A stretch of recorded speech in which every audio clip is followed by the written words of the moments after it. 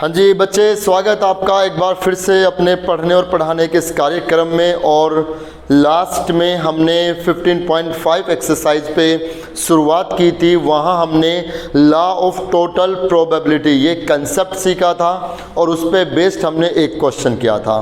हमने कहा था 15.5 के आप 3 तक क्वेश्चन कर लें, वो आपने कर भी लिए हैं। और अब हम इस एक्सरसाइज के 4th क्वेश्चन में आते हैं। जब हम इस एक्सरसाइज का 4th क्वेश्चन करा रहे हैं तो मैं आपको बता देता हूं 15.2 एक्सरसाइज में एक क्वेश्चन नंबर 8 था।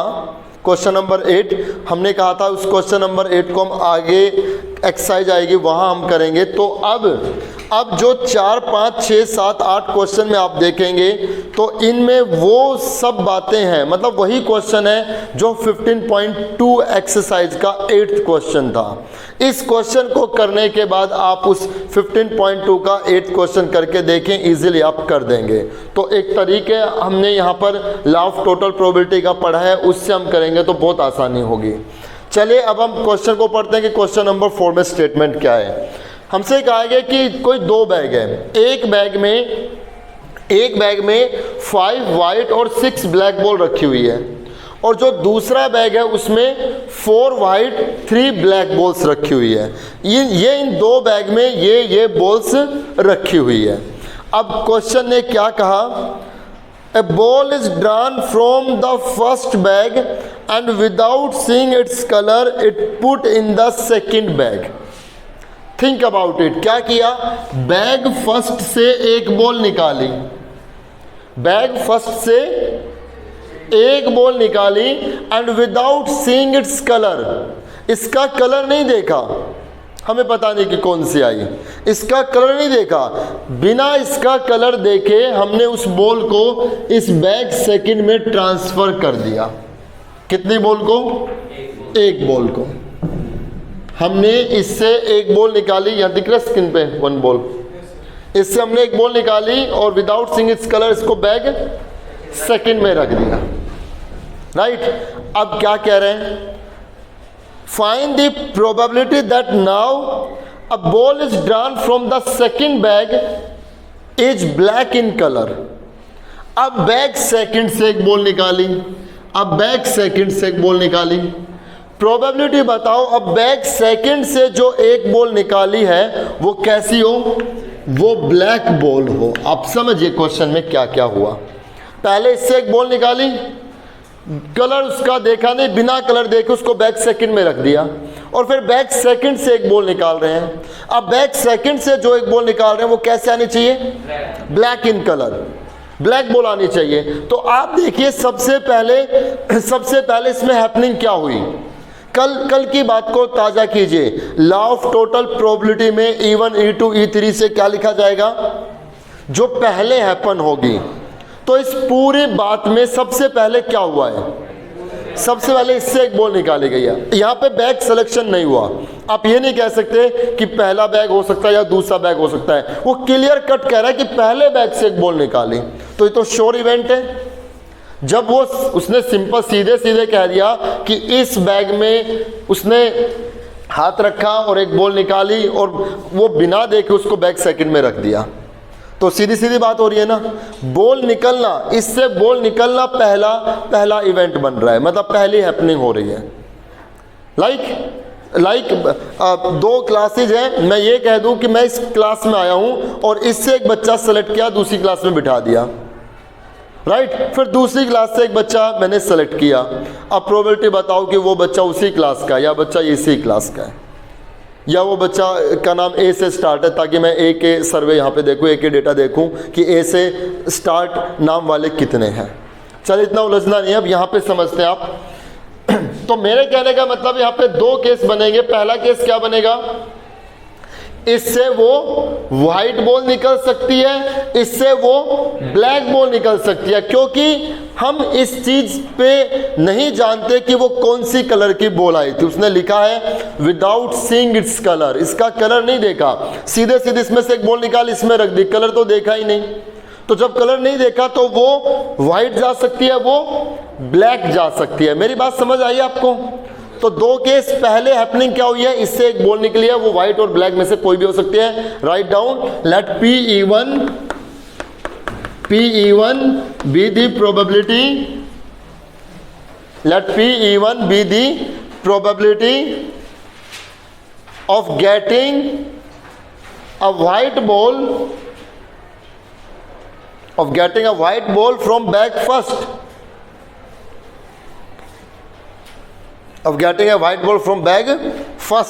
या ये भी लिख सकते तो P E1 be the probability of transferring a white ball from bag first to bag second, ये भी लिख सकते थे, क्योंकि जो बॉल इसमें से निकाले उसको इसमें ट्रांसफर किया है ना। तो आप बताइए इससे एक व्हाइट आने का चांस क्या रहेगा, 5/11, राइट। ये क्या हो गया, पहले बैग से व्हाइट आने का चांस। अब लिखिए PE2 be the probability, PE2 be the probability of getting a black ball from bag first,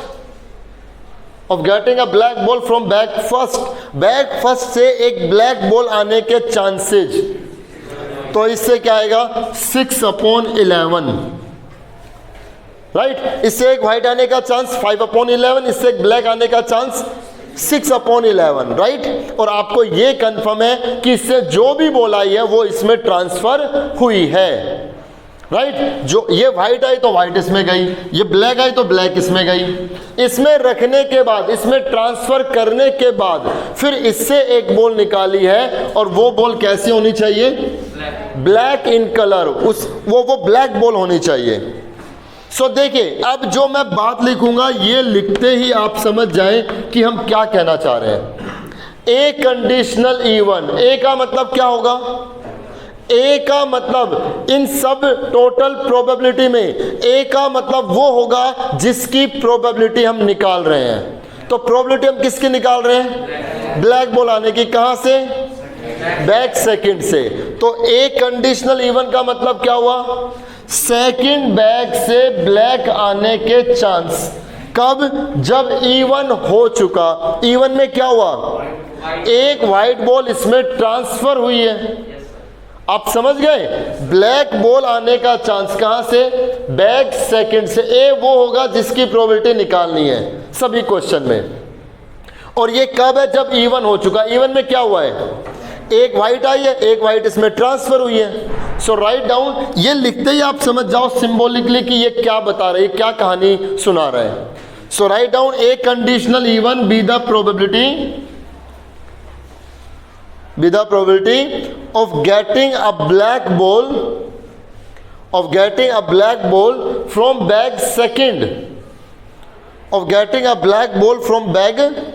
second, when one white ball put in it। ऐसा ही हुआ ना, इससे एक ब्लैक बॉल आने का चांस कब, जब इसमें एक व्हाइट बॉल ट्रांसफर की गई थी। तो इससे बच्चे जब एक व्हाइट इसमें आ जाएगी तो अब इस बैग में कितना हो गया, 5 व्हाइट 3 ब्लैक, 5 व्हाइट 3 ब्लैक हो गया ना। अब इससे ब्लैक आने के चांस क्या रहेंगे, 3/8। बात समझ में आई है, इतना समझ में आया। ए कंडीशनल E1 का मतलब ब्लैक बॉल आने का चांस बैक सेकंड से, कब, जब इसमें एक व्हाइट बॉल आ गई थी, इसमें एक व्हाइट बॉल आ गई थी तो बैग ये बन गया। अब इससे ब्लैक आने का chance 3/8। Then PA conditional E2 be the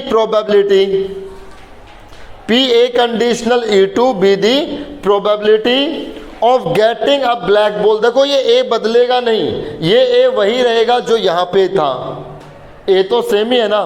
तो इसका मतलब ए का मतलब क्या है, बोलिए सभी, ए का मतलब क्या है, ब्लैक बॉल आने के चांस। कहां से, बैक सेकंड से। कब, जब E2 हो गया। E2 में क्या हुआ, एक ब्लैक बॉल अब इसमें ट्रांसफर हुई। यही तो दो केस बने। सो एक write down, A conditional E2 be the probability of getting a black ball from bag second, डाइडेस करते चले, of getting a black ball from bag second when one black ball put in it। When one black ball put in it, जब इसमें हमने एक black ball को रखा है, जब हमने इसमें एक ब्लैक बॉल को रखा है तो इसका वेटेज क्या बनेगा? 4 वाइट 4 ब्लैक। अब इससे एक ब्लैक आने का चांस 4/8। कैंसिल मत करना, आसानी होगी लास्ट में कैलकुलेट करने में। इतना आ गया।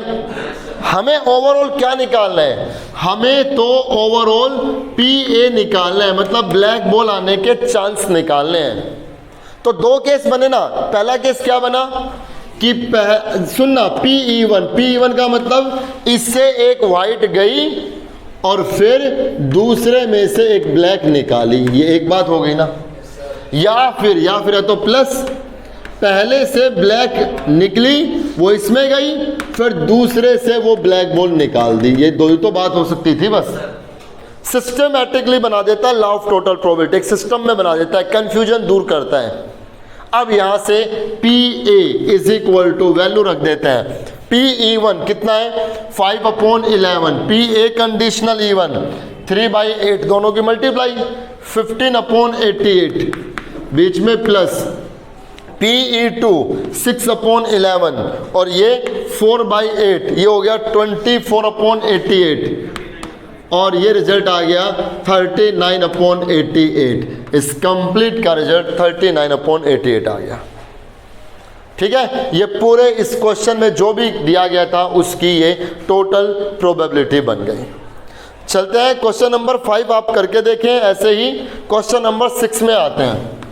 क्वेश्चन नंबर 5 बिल्कुल इसके जैसा आप करके देखेंगे और 15.2 का जो क्वेश्चन नंबर 8 वो भी आप करके देखेंगे। क्वेश्चन नंबर 6 में आता है, सेम ऐसी ही बातें होंगी, आपको बस क्वेश्चन को समझने की जरूरत है और फिर ऐसे E1 E2 एक कंडीशन E1 एक कंडीशन E2 इनमें ढालने की जरूरत है।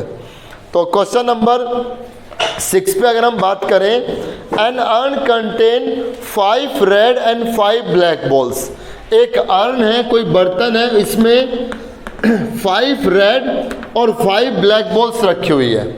An urn contain 5 red and 5 black balls. A ball is drawn at random. देखना पूरे उस एक्सपेरिमेंट को देखना कि उसने क्या क्या किया। A ball is drawn at random, हमने इसमें से एक बॉल निकाली, राइट, एक बॉल निकाली। उसने क्या किया? Its colour is noted and return to the urn. उसने इसमें से एक बॉल निकाली, उसका कलर देखा और उसको वापस रख दिया, राइट। उसने क्या किया? इसमें से एक बॉल निकाली, उसका कलर देखा और उसको वापस रख दिया। अब आप समझ लें इसी में ही कि कितने केस बनेंगे? 2 केस बनेंगे ना। वो क्या हो सकती है? वो क्या हो सकती है? पता है, उसने ये तो नहीं बताया कि कौन से कलर किया। उसने कहा इस colour is noted and return to the urn. Colour को नोट किया और वापस रख दिया, right.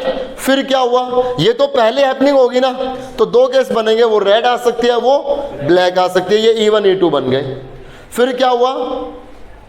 Moreover, 2 additional balls of the color drawn are put in the urn and then a ball is drawn at random. अब कह रहा है कि जिस कलर की बॉल आई थी ना, देखो एक बॉल निकाली, कलर देखा, वापस रख दिया। और तो और क्या किया? जिस कलर की बॉल आई थी उसके जैसी 2 बॉल और उसने इसमें ऐड कर दी। जैसे रेड आई तो रेड वो तो वापस रखी, 2 रेड बॉल उसके जैसी और रख दी, 2 एडिशनल बॉल और उसमें उस बैग में रख दी। ऐसे ब्लैक आई तो 2 ब्लैक और रख दी।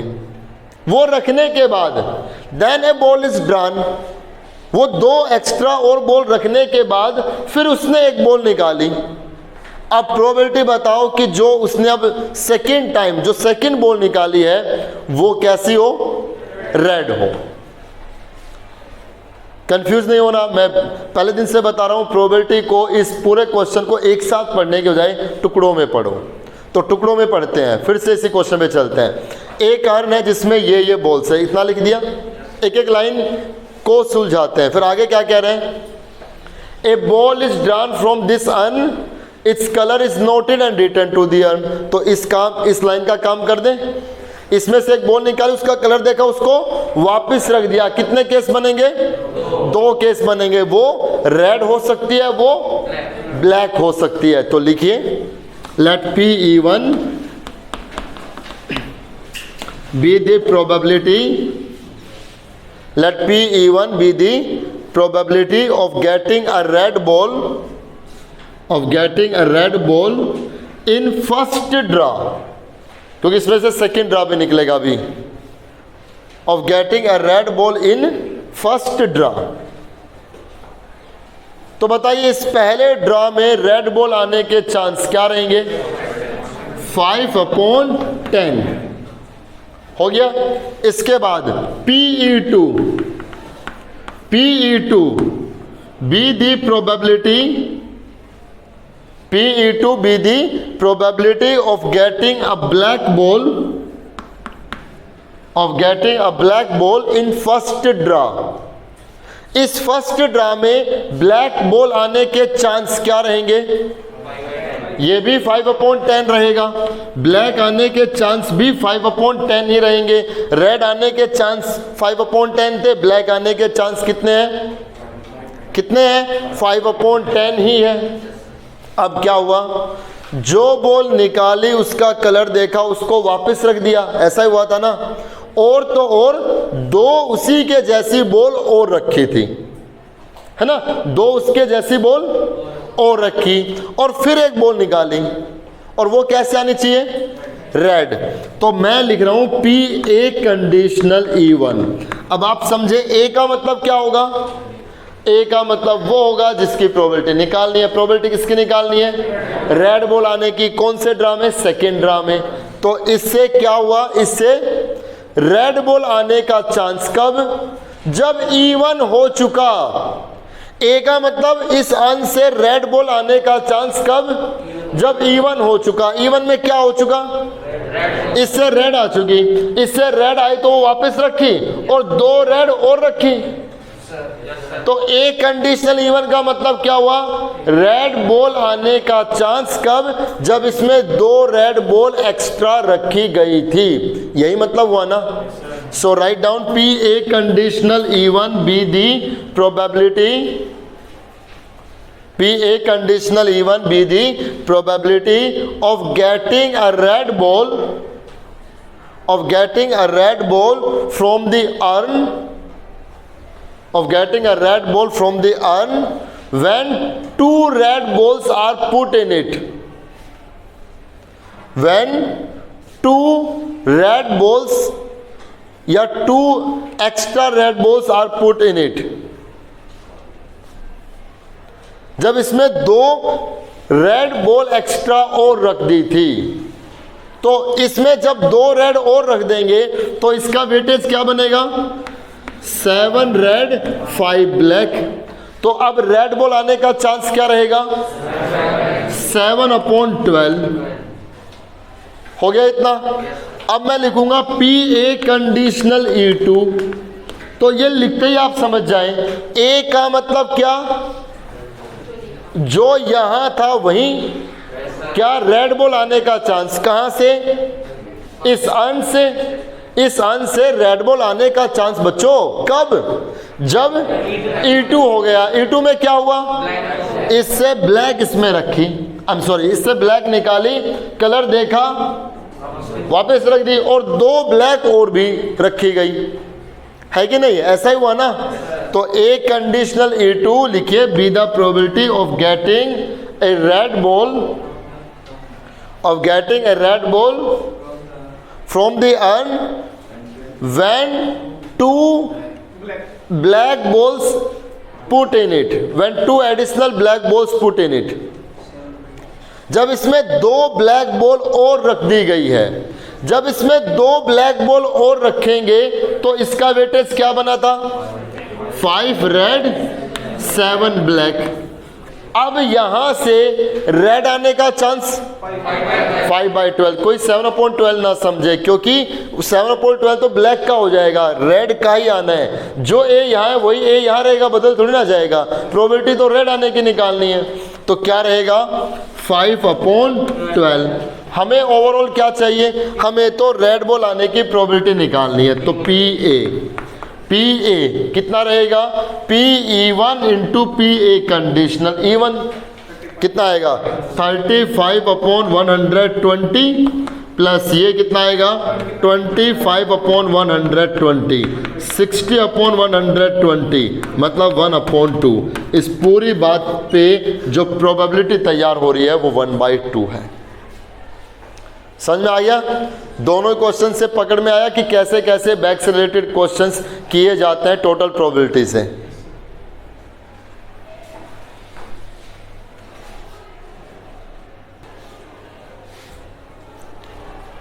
क्वेश्चन नंबर 8 पे बात करते हैं हम। क्वेश्चन नंबर 7 और 8 दोनों एक जैसे क्वेश्चन है, थोड़ा सा बदलाव आएगा इस बार।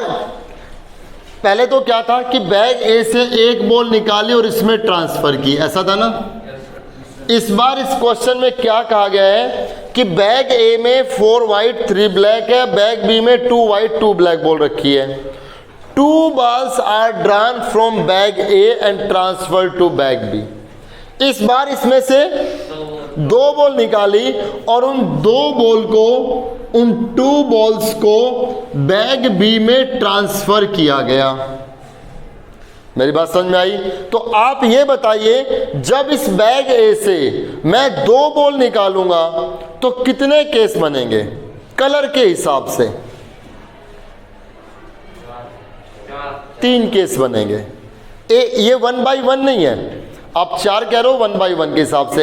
एक एक करके नहीं निकाली, एक साथ निकाली। इसमें हाथ रखा, 2 बॉल निकाली, दूसरे बैग में रख दी। तो वो 2 बॉल कौन सी हो सकती है? वो दोनों व्हाइट बॉल हो सकती थी, वो दोनों ब्लैक बॉल हो सकती थी, उनमें एक व्हाइट एक ब्लैक हो सकती थी। जब भी कभी इसमें से मैं कलर के हिसाब से 2 बॉल निकालूंगा तो कितने केस बनेंगे? 3 केस बनेंगे। दोनों व्हाइट हो सकती है, दोनों ब्लैक जा सकती है इसमें, और इसमें एक व्हाइट एक ब्लैक जा सकती है। तो ये हो गया, ये हमारी प्रियोरी प्रोबेबिलिटी बन गई कि जब मैं इसमें से 2 बॉल निकालूंगा तो PE1 PE2 PE3 बनेंगे, दोनों व्हाइट दोनों ब्लैक, और एक व्हाइट एक ब्लैक, इनको लेकर के। फिर क्या किया, इसमें 2 बॉल बैग बी में रखने के बाद फिर इससे 2 बॉल निकाली, इससे 2 बॉल निकाली है। और प्रोबेबिलिटी बताओ, फर्स्ट पार्ट में 3 पार्ट है इसके अंदर, तीनों ही मैं डिस्कस करूंगा। फर्स्ट पार्ट में कह रहे हैं कि बैग बी से जो हमने 2 बॉल निकाले हैं, नाउ पूरा क्वेश्चन पढ़ लेते हैं। Bag A bag B contain this balls respectively from bag A 2 balls are transfer to bag B. Find the probability of drawing 2 white ball from bag B. 2 white balls from bag B. इससे 2 ball निकाली, इसमें रख दी। अब इससे 2 ball जो निकाल रहे हैं, प्रोबेबिलिटी बताओ, इससे जो 2 बॉल निकालेंगे वो दोनों बॉल कैसी हो?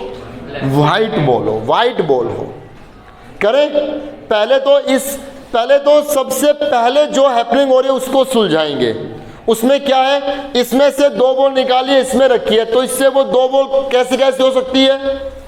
2 व्हाइट हो सकती है। तो लिखिए, late PE1 be the probability, let PE1 be the probability of transferring 2 white balls from bag A to bag B, और you can say of getting 2 white ball from bag A। Bag A से 2 white आए, और ये तो पता ही है वो आते ही इसमें रखी गई है। Of getting 2 white ball from bag A, तो बैग ए से 2 व्हाइट बॉल आने के चांस क्या रहेंगे? व्हाइट कितनी है? 4, तो 2 व्हाइट आने के चांस क्या रहेंगे? 4C2। This is the case of combination. Lecture में हमने डिस्कस किया था एक में कि जब भी कभी एक से ज्यादा ड्रॉ हो, एक से ज्यादा चीजें जब निकाली जाएं तो हमेशा कॉम्बिनेशन ही लगेगा। तो कॉम्बिनेशन कीजिए, यहां पर 2 व्हाइट आने का चांस कितना रहेगा? 4C2 डिवाइडेड बाई 7C2, यही बनेगा ना। एक से ज़्यादा जब ड्रॉ हो तो कॉम्बिनेशन लगा दीजिए आप। और यहाँ पे 4C2 को सोल्व करोगे तो 6 आएगा, ये पहले हमने बताया कैसे सोल्व करना है। 7C2 को सोल्व करोगे तो ये 21 आएगा, 6/21। इतना ही छोड़े, इसको कैंसिल मत करना, 6/21 इतना ही आएगा ना, 7C2 और ये 4C2। इसके बाद हमने लिखा PE2 be the probability of getting 2 black ball from bag A, or you can say transferring 2 black ball from bag A to bag B। यही होगा ना, लिखिए बैग ए से 2 व्हाइट आने का चांस तो हमने ये बना दिया। अब बैग ए से 2 ब्लैक बॉल आने का चांस, 2 ब्लैक बॉल आने का चांस कितना बनेगा, 3C2/7C2। 3C2 3 ही रहेगा और 7C2 21 आ गया। ये दूसरा केस बन गया। जब इससे 2 बॉल निकालेंगे, 2 व्हाइट जाए, इसका केस ये है, 2 ब्लैक जाए, इसके केस ये है। अब हम लिखेंगे PE3 be the probability, PE3 be the probability of getting 1 white and 1 black, of getting 1 white and 1 black balls from bag A, from bag A। Bag A से एक व्हाइट और एक ब्लैक आने के चांस क्या बनेंगे, 4C1 4 में से कोई एक, ऐसे ही 3C1 3 में से कोई एक, और नीचे 7C2। अब 4C1 की वैल्यू 4 ही रहती है, 3C1 जब भी कभी C1 आए वही रहेगा जो ऊपर है, तो ये 4 ये 3 कितना 12/21। ये 3 केस बन गए। ये 3 केस ये बता रहे हैं कि आप इससे जब 2 बॉल निकालेंगे तो कलर के हिसाब से वो 2 बॉल क्या क्या ड्रॉ की जा सकती है। जो भी बॉल निकली इनसे दो बॉल जो भी निकली उसको इसमें रखा गया। अब इससे 2 बॉल निकाली है और प्रोबेबिलिटी बताओ ये 2 बॉल कैसे आए, व्हाइट आए। फर्स्ट पार्ट में कह रहा है वो 2 बॉल कैसे आए, बैग बी से व्हाइट बॉल आए। तो हम क्या लिखेंगे अब, P A conditional E1। A conditional E1 लिखते ही आप समझ जाओ कि क्या कहना चाह रहे हैं। A का मतलब क्या है, जिसकी प्रोबेबिलिटी निकालनी है। प्रोबेबिलिटी इसकी निकालनी है 2 white ball from bag B, तो इसका मतलब बैग बी से 2 व्हाइट बॉल आने का चांस कब, जब E1 हो चुका। E1 में क्या हुआ, 2 व्हाइट बॉल यहां से यहां ट्रांसफर हो गई, यही हुआ ना। तो लिखिए P A conditional E1 be the probability, P A conditional E1 be the probability of getting 2 white balls, from bag B,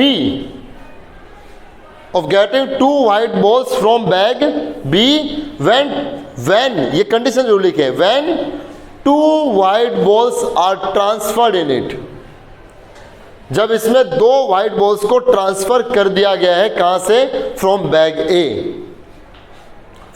ए। ये सारी बात लिखनी है आपको, ऐसे डायरेक्ट नहीं लिख देनी वैल्यू। अब देखिए यहां से जब हमने यहां से 2 व्हाइट बॉल को यहां ट्रांसफर किया है, तो इस बैग बी का वेटेज कितना हो गया, 4 व्हाइट 2 ब्लैक। अब इससे व्हाइट आने का चांस क्या बनेगा, 4C2/6C2, यही बनेगा ना। 4C2 ये आएगा 6, ये आ जाएगा 15, 6/15। ठीक है, हो गया इतना। अब हम लिखेंगे P A कंडीशनल E2। तो A कंडीशनल E2 का मतलब क्या होगा, A का मतलब तो वही रहेगा ना जो यहां है। A का मतलब क्या है, 2 व्हाइट बॉल आने का चांस, कहां से, बैग बी से, कब, जब E2 हो चुका। E2 में क्या हुआ, 2 ब्लैक बॉल इसमें आई है, तो तो लिखिए पी ए कंडीशनल E2, लिखिए सब P A conditional E2 be the probability digest करते चले, be the probability of getting two white balls from bag B when जब क्या हुआ, when two black balls are transferred in it from bag A।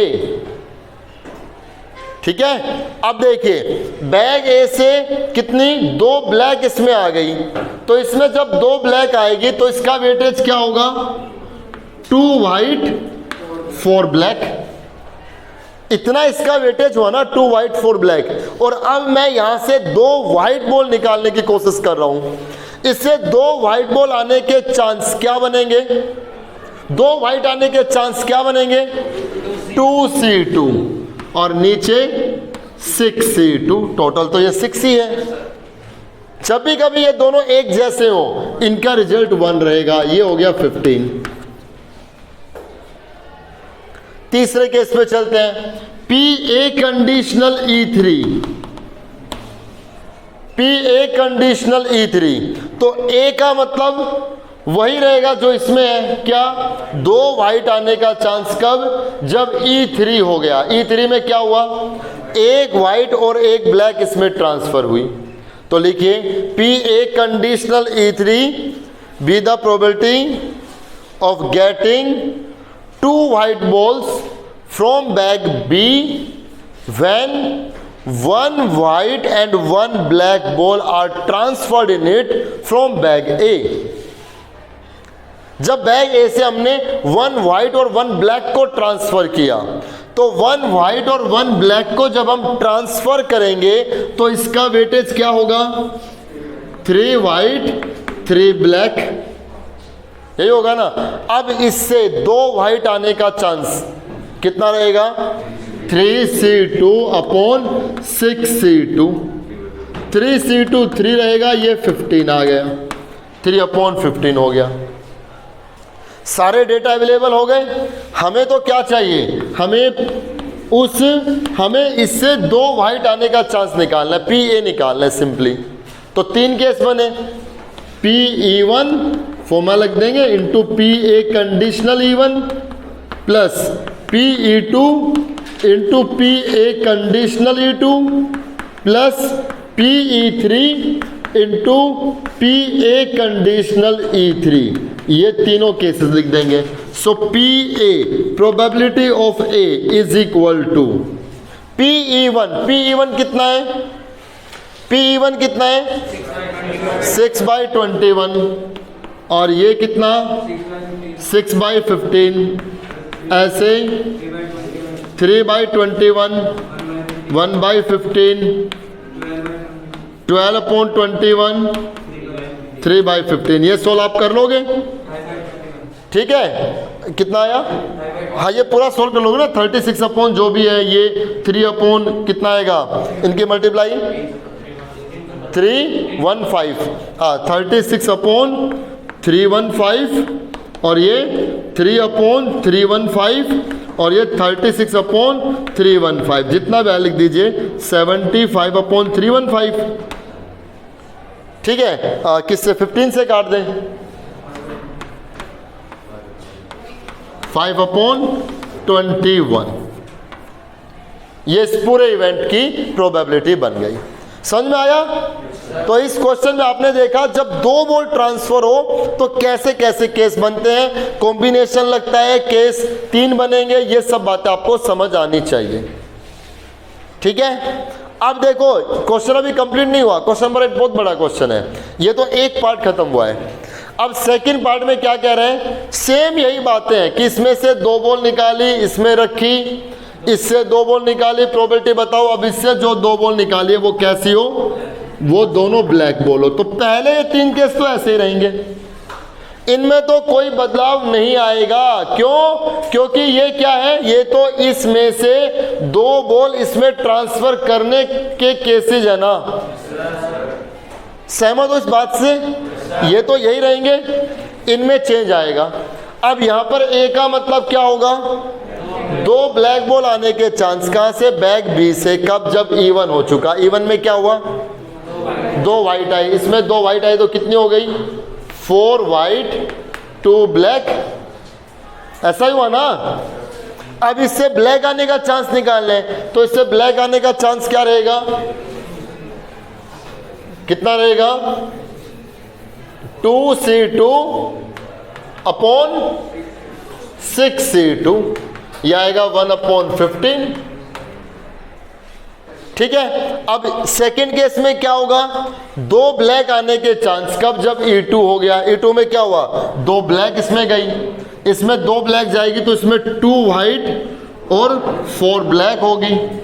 अब इससे दो black आने का chance 4C2 upon 6C2, 6/15।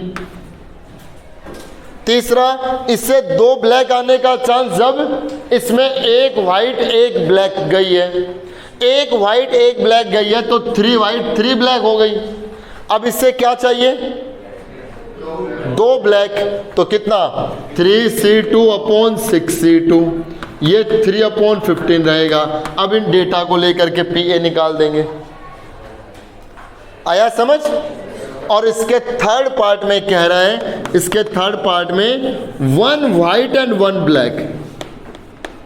Same वही बात है, दो बॉल इसमें ट्रांसफर की, इससे दो बॉल निकाली। प्रोबेबिलिटी बताओ कि अब इससे जो दो बॉल निकालेंगे उनमें एक वाइट हो एक ब्लैक हो। तो अब आपके लिए ए क्या होगा? 1 white and 1 black from bag B. कब? जब E1 हो चुका। E1 में क्या हुआ? जब इसमें दो वाइट आ गई तो वेटेज ये बना। अब इससे एक वाइट और एक ब्लैक आने का चांस, ये सब डेटा चेंज होंगे। एक वाइट एक ब्लैक आने का चांस कितना होगा? 4C1 into 2C1 upon 6C2, ये 8/15 हो जाएगा। अब यहां पर एक वाइट एक ब्लैक आने का चांस कब? जब E2 हो गया। E2 में क्या हुआ? जब दो ब्लैक इसमें गई, दो ब्लैक इसमें गई तो इसमें 2 वाइट और 4 ब्लैक हो गई। अब एक वाइट एक ब्लैक आने का chance 2C1 4C1 upon 6C2, 8/15। ठीक है। अब इसमें एक वाइट एक ब्लैक आने का चांस कब? जब E3 हो गया। E3 में क्या हुआ? एक वाइट एक ब्लैक इसमें गई तो इतना हो गया इसमें। अब एक वाइट एक ब्लैक इससे आनी चाहिए तो 3C1 into 3C1 upon 6C2, ये 9/15 हो गया। अब इन डेटाज को लेकर के हम PA निकाल देंगे। समझ में आ गया? आसानी से कर सकते हैं आप।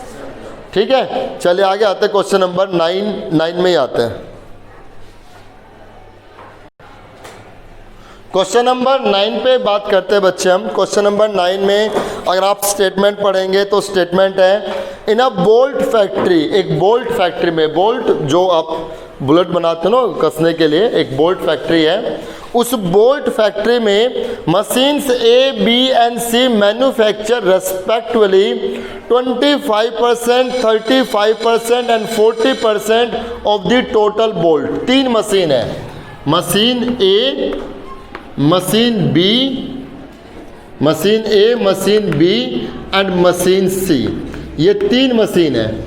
पहली मशीन उस मैन्युफैक्चरिंग में जितना भी टोटल बुलेट्स बनते हैं ना, जितने भी टोटल बोल्ट्स बनते हैं उनमें 25% तो मशीन A बनाती है और ये 35% बनाते हैं, और मशीन C 40% बनाती है।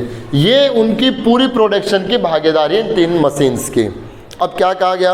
ऑफ देयर आउटपुट 542%, लास्ट में लिखा है percent, are respectively defective bolts.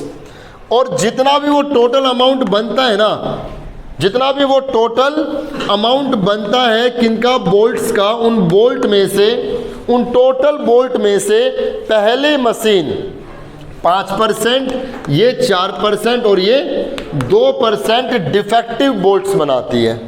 अब क्या हुआ?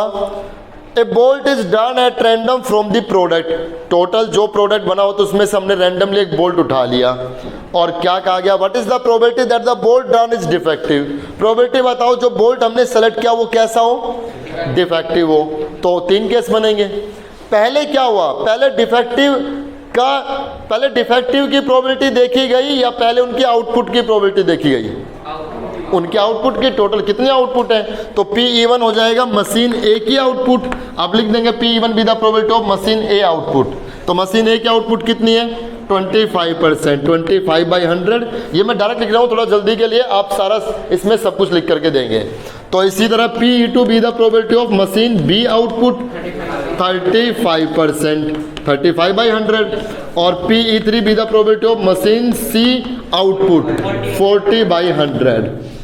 अब ए कंडीशनल इवन का मतलब डिफेक्टिव, डिफेक्टिव कब, जब उनकी आउटपुट तैयार हो चुकी है, तो कितनी है 5%, तो 5/100।